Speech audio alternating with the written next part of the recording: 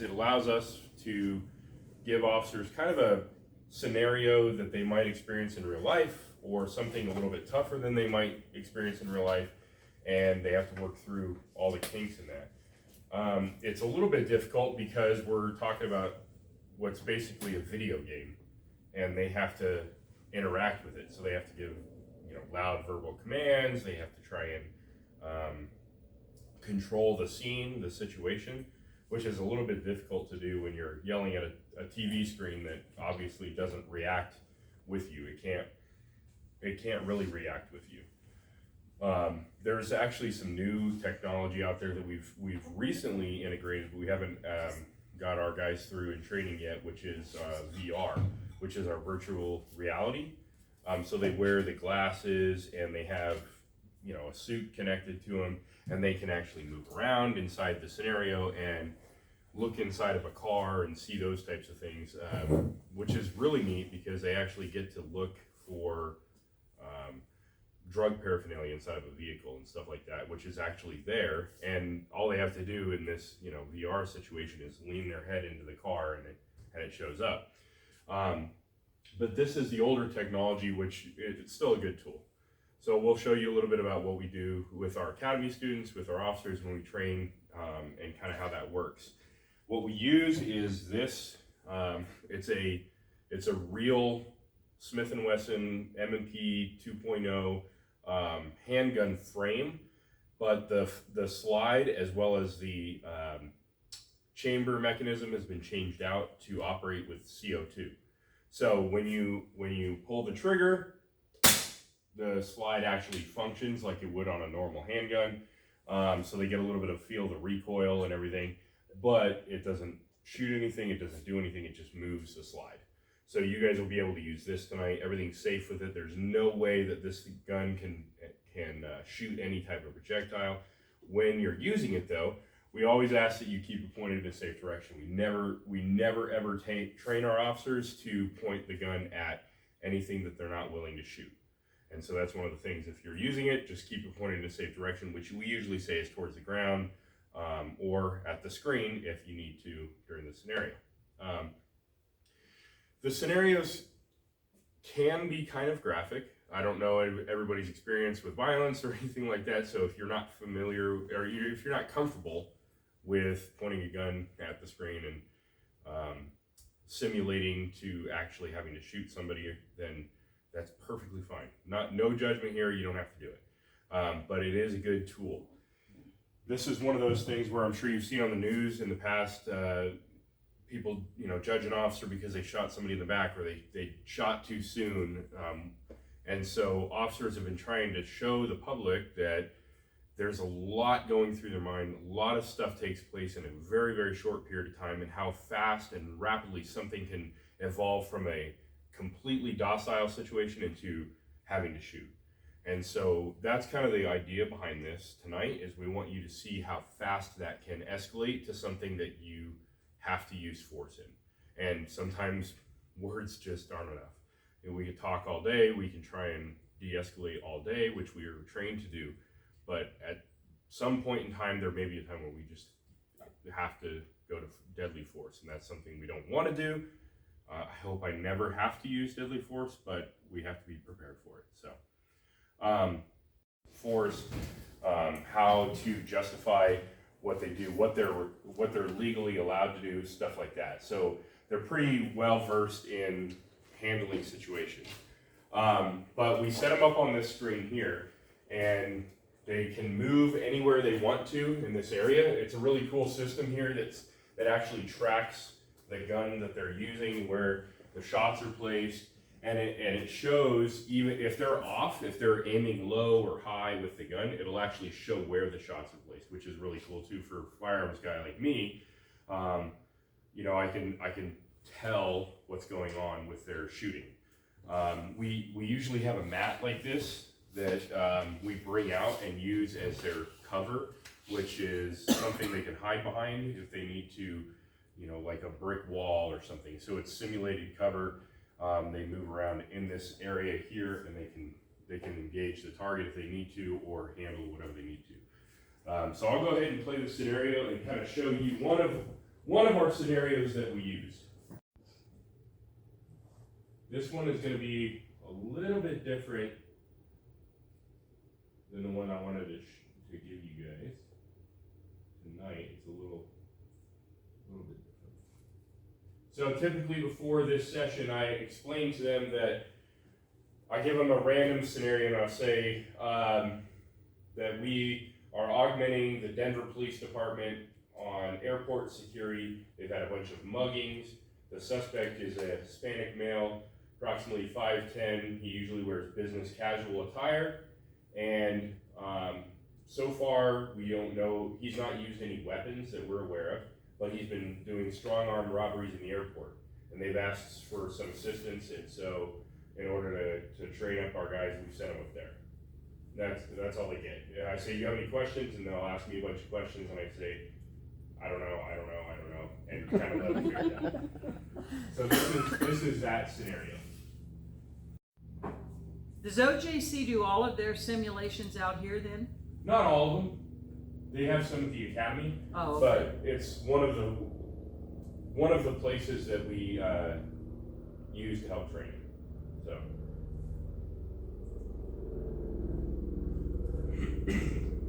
I'm going to play it as if I'm an academy student. I don't have the sound on. I don't have a gun or a holster. So I would be like, please stop! Please stop! Please stop! So we get in a foot pursuit, I should be still yelling, please stop! Please show me your hands! Please stop! He's obviously not listening, he's cornered, so I don't know what he's going to do. I'd be giving him verbal commands, please stop! Go! And then I should be moving to a place of cover. Obviously, in this situation, there's a lot that goes into it, right? It's escalated very quickly. I don't know what he's got in his waistband, but I know that that's normally where people carry weapons. So we try and teach our officers to use all of those different clues to figure out what's going on, right? He's reaching in his waistband. I've told him multiple times to stop. He's still not listening. Stop means freeze, right? Seesaw movement. He's not done that.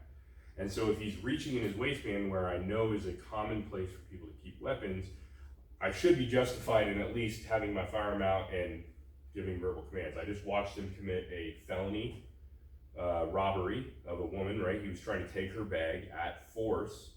And so all of those things we work through with the officers to try and get them to understand, you know, it's a totality of the circumstances that we're looking for as to why we use force, how we use force.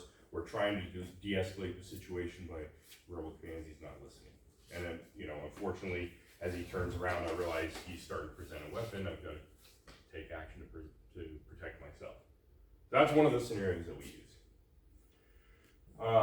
So in this scenario, what I tell our academy students is you've responded to assist the Otero County Sheriff's Office on a disturbance, which is frequent. We sometimes get asked to go assist them. We ask for their assistance as well. So they've asked for us to go to North Lehana to assist them on a disturbance.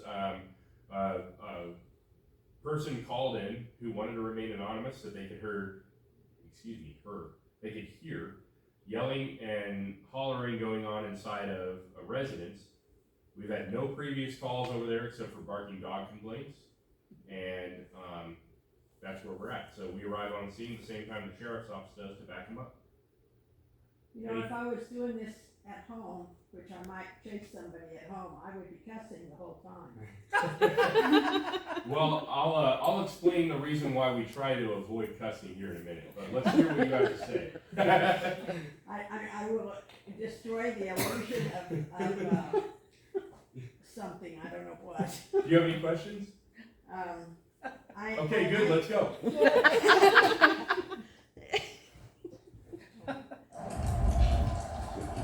Man, just rolled up. I hear a little bit of holler going inside. Why don't you go ahead and go to the front? I'm going to go to the back door in. Okay. So, am I supposed to be moving around here? No, it's kind of hard because you're walking, but you're not walking, right? It's going to just, as long as you hang out here, you watch what's going on, react to what you see. Whoa.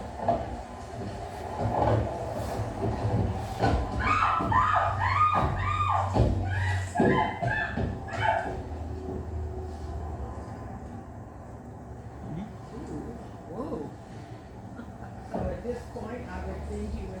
Okay. So yeah, and it didn't register your shot. I don't know if it was after he I don't know. shot or what the situation was. It might have been a little slow. Sure.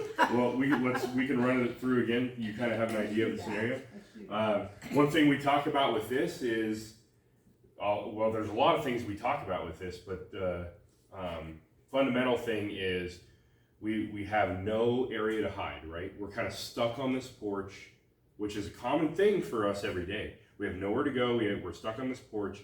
How are you going to handle the situation? We hear the screaming. We hear, we describe her position. What kind of a position is she in? What kind of a position is he in? And we want the officers to be able to articulate the reason why they might have used force. It's very important to understand that. Did the officer knock? Or No. not? There was no knock, okay. Not in this scenario. Okay. And the reason being, I think, is when he gets up to the door, he can start hearing this Okay. yelling.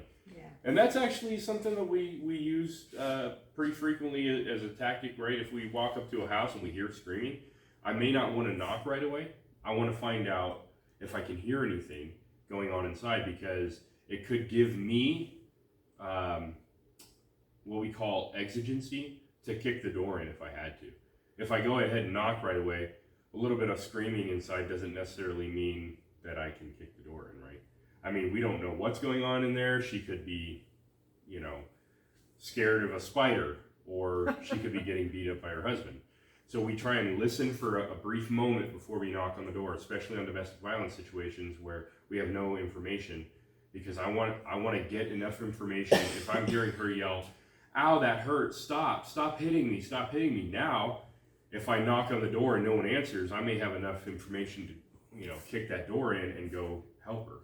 So we try and, that's one of our tactics we use. We try and wait a little bit. So you don't have to announce that you're there? We would try, yeah, right? So I'd knock on the door, say, police department. Okay. But after, if I have enough information to say, I heard her yelling for help, and the moment that I knocked, she stopped, I think that's enough exigency to go ahead and kick that door in to make sure she's safe, right? She didn't know I was there before.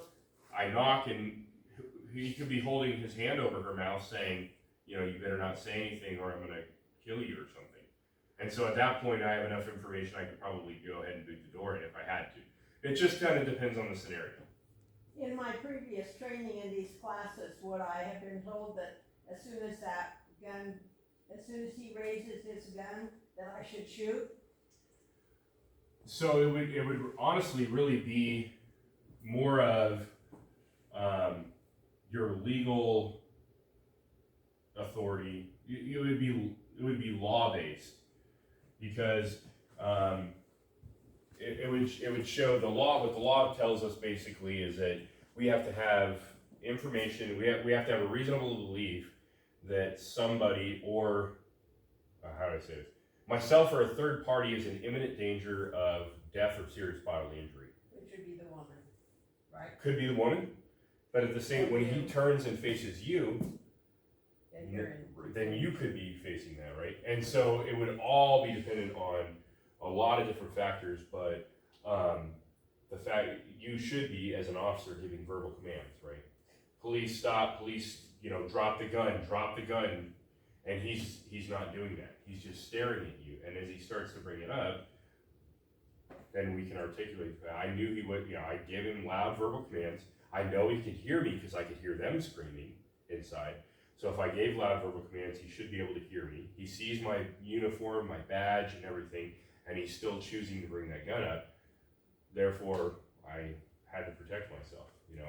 I was in danger at that point, and who knows what he was going to do to her after he got done with me. And so there's a lot of different factors that would go into it. But your training in the law should show you, like, in your mind, hey, this is a situation where I could use deadly force if I had to protect myself and her.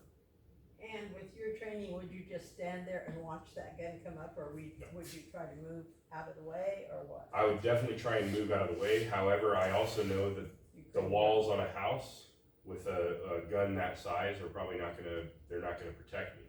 A bullet can travel through a wall very, very easily. And so Is it's it still as deadly when it hits you though, if it's Yes. gone through a wall? Yes. Is it? and we've seen bullets, especially with a shotgun type or rifle type, they'll go through an entire house and still have a lot of momentum. So I know that's not covered, but I would try and definitely move out of the way. I'd rather still have something between me and that gun, and I'd be, at that point, I can't exactly say when I'd probably be justified, but if he starts to bring it up and I've been giving loud verbal commands, I'm gonna have to do what I have to do. Hey, I just rolled up. I hear a little bit of holler going inside. Why don't you go ahead and go to the front? I'm gonna go to the back door, man. Okay.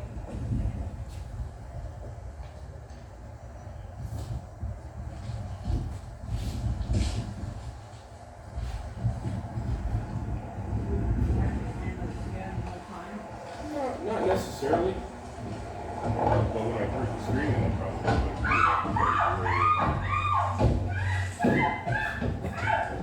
Drop your gun. Oh, I don't even know he has it yet. Drop your gun. Police, drop your gun. Police, drop your gun. Whoa! Very good. You got him, Nancy. So that's, something we also talk about in a scenario like this, all the factors that go into this. Number one, what's in the background when you shot A him? woman. The woman. Yeah, and she's So still you there, have to make okay? sure your shot placement is, in a good area. You have to make sure I you. was actually trying to shoot above her. And did you guys see the dog? No. So there's actually a lab that walks by kind of in the bottom of the frame. But, especially officers in the hot seat, they won't ever see that too, because we get tunnel vision on the gun. We see the gun. We don't look at the background. We don't notice exactly when the woman leaves. All those things are factors that go into what we talk about and why it's so important to train like we do. So this is another cool part of this. I can actually go back and break this down for them. So do you always shoot to kill, or do you We first always try to wound, or what? our goal in shooting is to stop the threat. So what that means is I am trained to shoot center mass of what's presented to me, which would be normally, in a situation like this, like the upper chest area, right? But my goal is to stop the threat. I'm not trying to kill the person. I'm trying to stop the threat from becoming, or from still being a threat. And so that's our main goal. There's a lot of people that will talk about, oh, well, why didn't you shoot him in the knee or, wound him? Well, that's a very difficult thing to aim for. It's a small target on a moving person, and it's different on the range. It's different when you're shooting a paper target that's static and not moving. But to actually shoot at something that's moving can be very difficult. So it's not very feasible to try and just wound or shoot at the arm or shoot the gun out of their hand or things like that people talk about. It's not feasible. Not something that you can do under a lot of stress with, and we're talking about like basic officers here, right? Maybe a very well-trained officer might be in that mindset, but we're talking about basic line level patrol officers here that have a lot of training, but it's just not feasible. And under stress, a lot of things change. So that's what we're trained to do. We're trained to stop the threat. So if it takes a couple rounds, we may have to do that. One round may not do that, whatever the case is. So Is there a certain number of hours they have to train with a gun before they carry it? yes, I'm not sure of the actual exact number, but I know that we spend, I believe it's about 10 full days, so like 8-hour days on the range training. And that's pretty intensive. I mean, we're working with 10-minute breaks from 8 in the morning until 5 at night. So there's quite a bit of training that goes into that, carrying that firearm.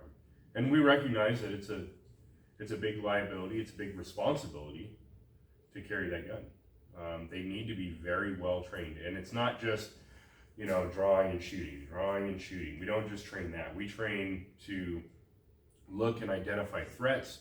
We have targets that are marked with, you know, that are unmarked with any type of weapon. We also train at distance. So maybe I'm here to the wall, and the person has a knife. Is that a real threat at this distance, or can I move behind cover? So we do a whole bunch of different training. It's not just how to punch holes through a, you know, centering on a basic target. We actually try to get the officers to really think about why they're using force, what justifies that force, what they should be doing before they use force, like if it's feasible, announcing that they're police officers and they're about to use deadly force, which is a new change in the law recently. Now in the state of Colorado, we as police officers are required by law to announce who we are and that we're about to use deadly force before using deadly force, if feasible. Sometimes you won't have that time, right? If somebody draws a gun and starts going at you right away, you're not gonna have time to say, please stop or I'll shoot. But we have a responsibility to make that announcement and let them know who we are and what we're about to do if they don't comply, if we have the time. And so what we teach our officers is police, stop or I'll shoot, one of the things we say. But there's a lot of training that goes into that. We do multiple drills on the range where we'll actually force them not to fire. So we'll give them a fire command. For the day, the fire command is the color blue. So if I yell blue, that means they draw and shoot. If I yell anything other than blue, then they draw and start giving verbal commands to drop the weapon, please stop or I'll shoot. So we don't just train for shooting, we train to draw the weapon and then actually put it back in the holster, because that's important too. A lot of our situations go from drawing a weapon and then holstering it back. We don't always shoot when we draw, right? So we train for that. A lot of stuff goes into that training. We really try to give them a well-rounded perspective on what we do, why we do it, force them to tell us why they're justified to shoot and things like that. Does the threat change if he was to turn and run instead of shooting at you? It could. How does that change your response?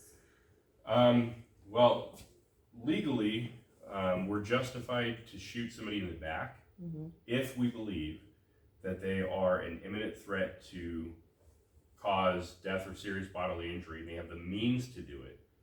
So in this situation, I don't know what I honestly can't say without being in there and having the full knowledge. So just having the officer outside, knowing that this guy runs with a gun, he could hurt this guy, this other officer. Right, could hurt the officer. So that would still be considered It very well could the be. shoot. Okay. Yeah, it could be. And once again, I don't know what I would do, honestly.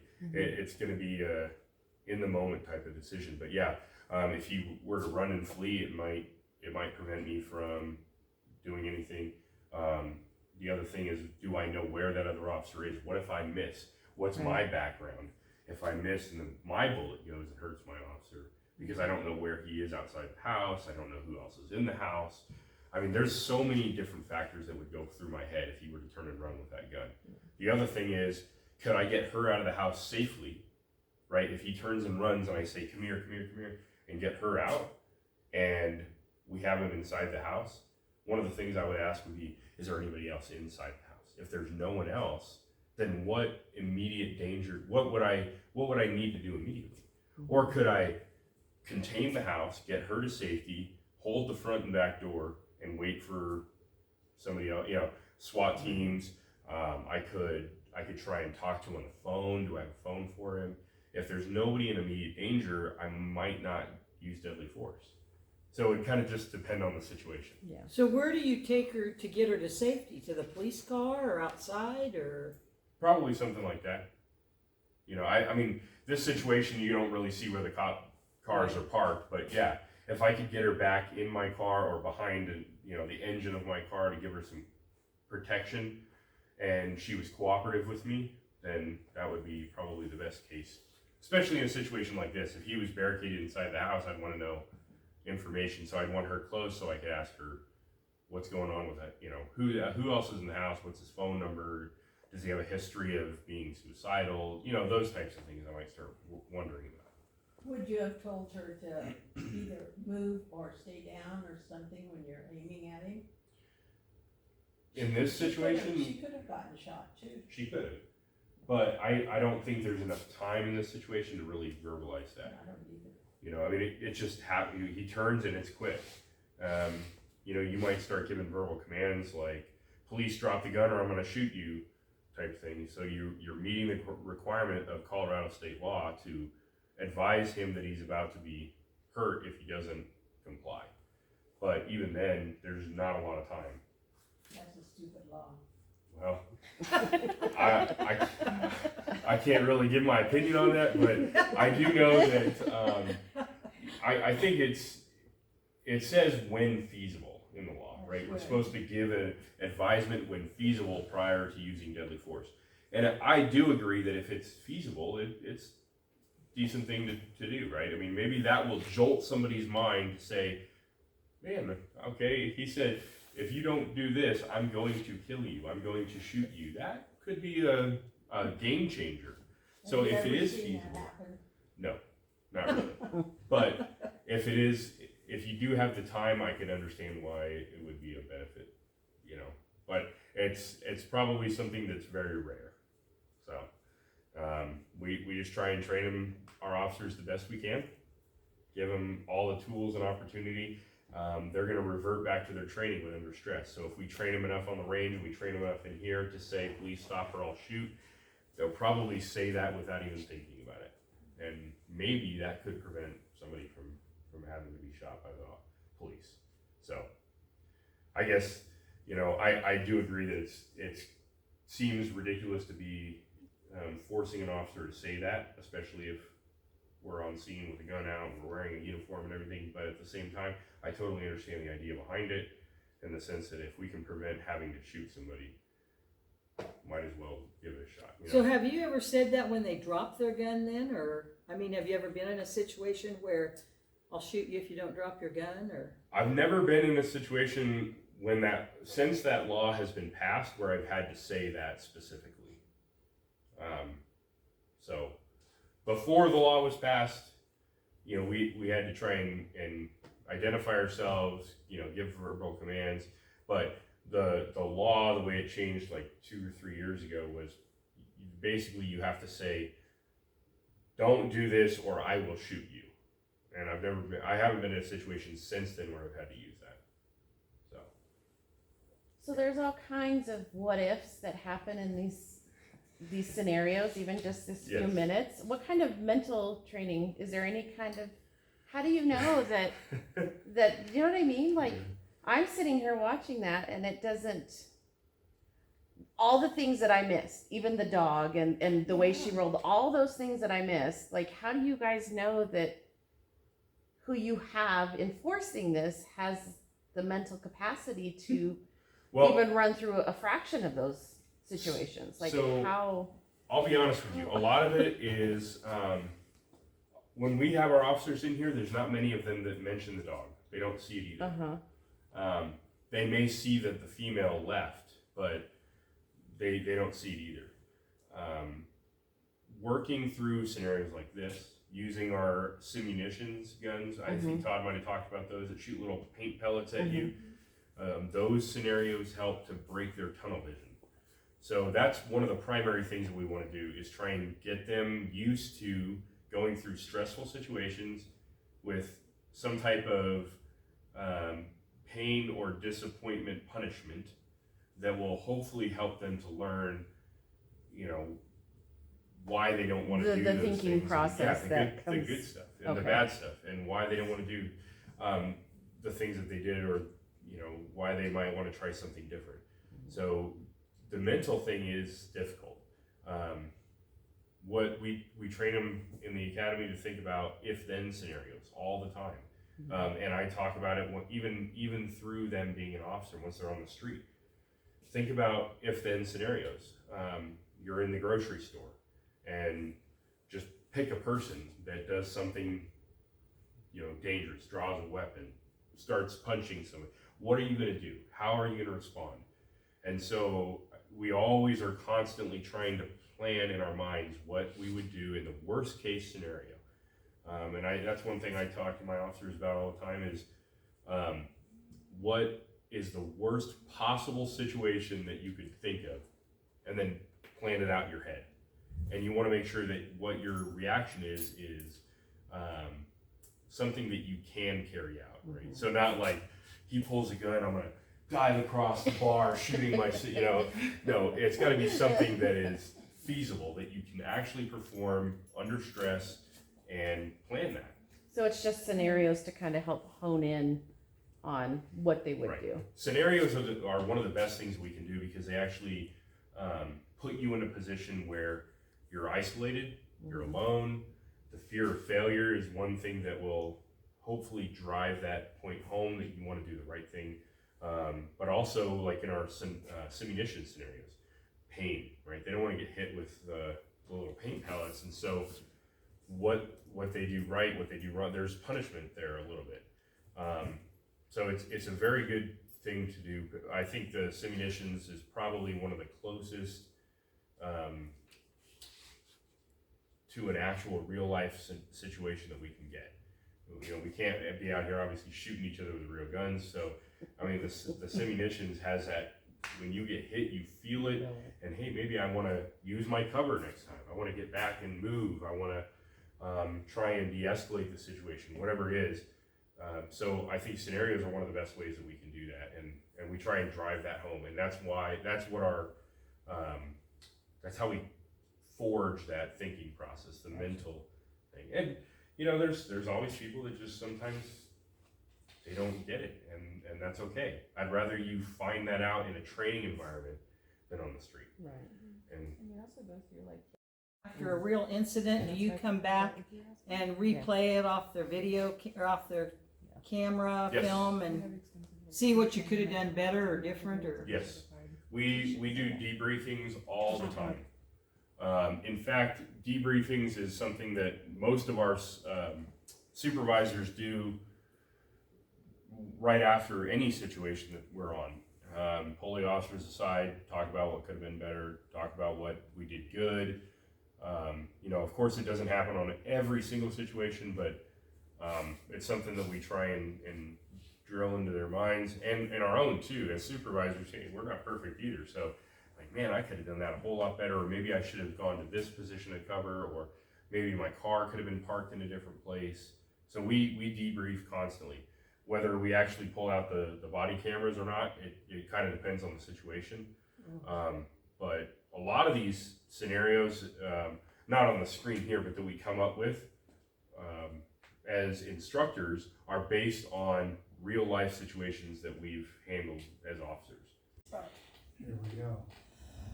or a new scene. I don't get an introduction. Hi, folks. I don't know anything about the scenario, so. Nice day at the trail. Hope you registered at the trailhead. Hey, buddy, what's going on? Give me your money. Serious. Oh, he's I'm gonna gonna rob. shoot you. Come on. Hurry, give me your money. Give me your money. Don't have Come any on. on the Come journalist. on. Let's go. Sorry, buddy, I can't Give it to me comply. now. Come on. Good, you can't be robbing people without a gun.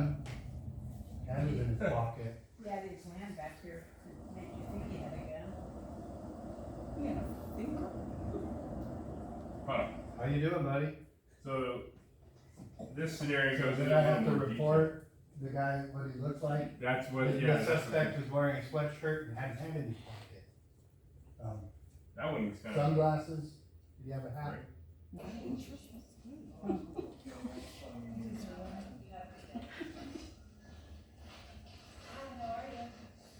Great, how do you go?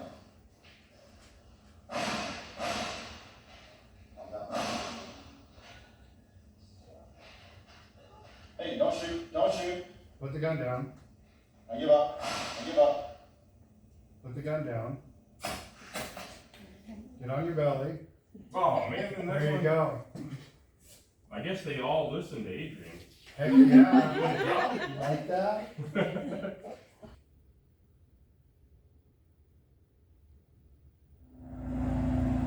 Traffic stop. Nebraska. What the hell? Hey, I have had enough of this. put the bat I am down. not going anywhere with you. I got every right to be on this street. Would you fuck with me? Ooh. Put the No bat way, down. man. You are finished. Right? Yeah. He cussed like Nancy would have. Now I have to bleep my video. Oh, good shot placement, Adrian. Right in the armpit. There you go. Wow. Probably went right through his arm into his neck. Yeah. Okay. But I'm really excited because I think it will give our officers a little bit better perspective than just, a screen that you can't move. When they start chasing people or walking, usually the officers are like, it's kind of funny to watch them. You never know what you're going to get. Sometimes your most experienced officer is like, you don't have to walk. But, it's kind of fun. So do all officers train with the same simulated gun? Because they all carry the same gun, right? Our officers all have the MMPs, but we also have the Glock over here. So usually the officers either carry a Glock or an MMP. Is it their choice? In our department, no. Some departments do offer a choice. They can buy whatever they want, but we issue our officers all guns. So because we issue them, we issue one single gun. But some agencies allow them to pick whatever they want to carry. Oh, So if they buy their own, it's theirs to keep forever? If If they leave the force, it's so, still theirs? with Lahana PD, you don't No, have an option to have your own gun. You can carry a backup gun if you want to that's your own, but not a duty weapon. And one of the reasons for that is, one, we don't want them to be modified in any way. They're supposed to be factory. We have them yearly inspections by a certified armor through MMP, so that we know that they're functioning properly. They're not modified in any way. There's not a lighter trigger, because you can buy lighter triggers for guns, which are great for competition shooting, not good in police work. So we want them all to be the same. And that also, if something were to happen to that gun, or the officer were to use that gun and it was taken as evidence, then we could just issue them the same exact weapon, no issues. But some agencies do allow them to pick their own gun. And then at that point, yeah, it's theirs. The problem with that is, if you allow them to buy their own gun and they have to use it, that gun is now evidence for, God knows how long. And is your agency prepared to pay them back for that? Do they have to buy a new one? And when you buy a gun that's fully functional, like our duty weapon, you could be looking at almost $1,000 with the optic and everything else that's on it. So Do each officers have a taser? we have about 4 tasers that we share, Okay. but yes, we carry one on duty. Okay. And what about like on TV? Do you have like a rifle type gun in the car? Most of our officers are rifle certified, yes. Okay. We have a couple we still got to get through, but we do issue rifles. So, yep. and how long is that certification for? A year? So they have to train on it, and that has to be done yearly. There's, trainings you have to do to keep certified. But once you are certified, it doesn't really expire. You just have to keep up on the training.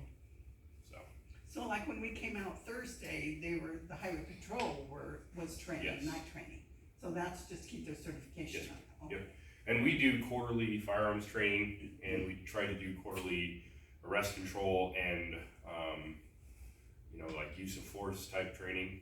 So we try to do that quarterly. The requirement from the state is a little bit less than that, but we try and hit a higher standard of maintaining that training across the board. So, but yeah, we're out training quite a bit, and the officers are usually really good about it. But That's on their days off.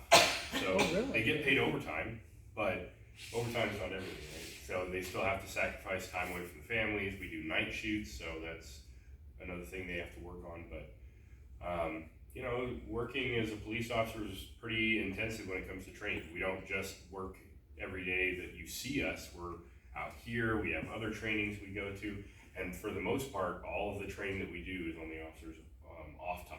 We don't do any on their regular time, and it's mandatory, so they put in a lot of extra hours behind the scenes to keep up on their stuff. Gun and you just wanna carry it out in the open, you don't have to have a permit No, ma'am, to do it? you do not. Correct. Now, It's open if you carry go to state. Really? Denver, I believe, now has gone away from that. They don't allow open carry inside the city of Denver, if I'm not mistaken. So you really have to research the area that you're going to. But most of Colorado, everywhere else I'm aware of, you can open carry as long as it's visible and not concealed in any way, which means I don't have my shirt over the top of it, right? I have my shirt tucked in and it's visible on my waist. You're fine to do that. And you see it on Walmart all the time. I'm sure you guys have seen it before, especially down here. You know, they do it all the time. So I'm not a big fan of open carry just because it points out who has the gun. Well, it So- makes people panic. Anybody else, I would panic. Yeah, a lot of people do, and so my opinion on it is, you know, I'm gonna be silent, and you're never gonna know I have it. But that's the way I also think it makes you a target, right? If you're trying to do good and a bad guy comes in, who is he gonna go after? The people with the gun first, or the people that look like they can handle themselves, right? So just keep it tucked away. That's my theory, but you got to make sure you do it legally. You can have it in your vehicle, but the moment that you step out of your vehicle and go on public property, then you are required to have that concealed carry permit in Colorado. Okay. Now, if you choose to, you can open carry.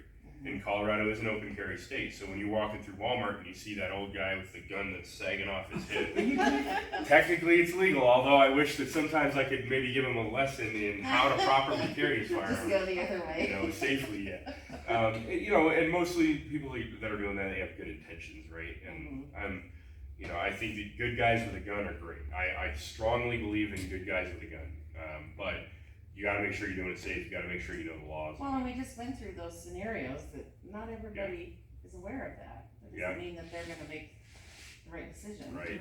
So that's kind of a scary thought. But if you do conceal it, like it sounds like he was concealing it in his waistband on his sweats, you are technically required by Colorado to have that concealed carry permit. You have to have your card with you. You have to carry it right.